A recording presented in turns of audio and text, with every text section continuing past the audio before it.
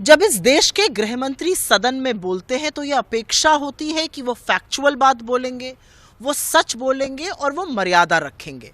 मुझे सर्वप्रथम बहुत ही दुख है कि वो जो सरदार वल्लभ भाई पटेल की कुर्सी पर बैठे हैं वो सदन में इतनी अमर्यादित भाषा, असंसदीय शब्द साला का प्रयोग करते हैं और उनको सभापति महोदय ने टोका नहीं। मुझे इस बात का बड़ा दुख है। मुझे इस बात का दुख है कि इस देश का गृह मंत्री व्हाट्सएप यूनिवर्सिटी पर आए हुए फर्रे पढ़ रहे थे आज सदन में। मुझे इस बात का दुख है कि वो फेक न्यूज़ फैला रहे थे, वो मर्यादा की हर सीमा लांघ रहे थे।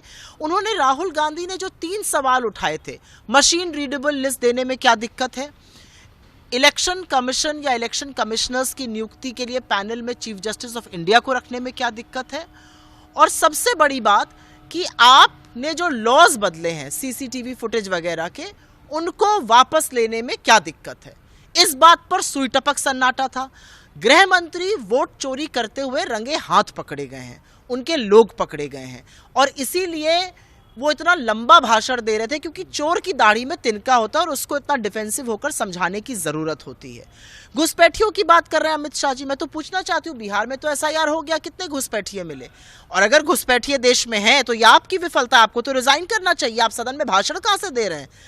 यूपीए के शासनकाल में 4 से 14 के बीच में हमने 88,000 से ज्यादा घुसपैठियों को इस देश से निकाला था। आप अपने 11 साल में 2400 लोगों को निकाल पाए। आप किस तरह की बातें कर रहे हैं?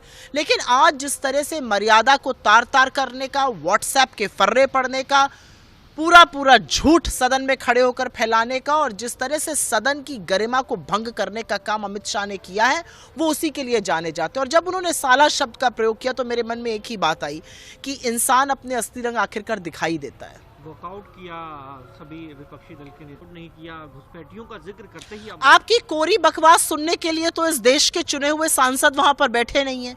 आपसे पॉइंटेड सवाल पूछे गए, आपके पास एक भी पॉइंटेड सवाल का जवाब नहीं था।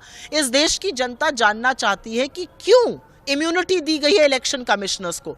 वो कोई संसद से या वो कोई लोकतंत्र से ऊपर तो है नहीं। अगर वो कुछ गलत कर रहे हैं तो उनको उसका सामना करना चाहिए, कार्रवाई होनी चाहिए। आपने क्यों इम्यूनिटी दी है? इस देश की जनता जानना चाहती है कि भाई आपने ये लॉ क्यों बनाया कि सीसीटीवी फुटेज डिलीट करी जाएगी? क्यों 45 दिन में डिलीट करी जाएगी? क्यों नहीं साल, 1.5 साल, 2 साल, 3 साल इस डेटा के ज़माने में रखी जा सकती है, डिजिटल के ज़माने में?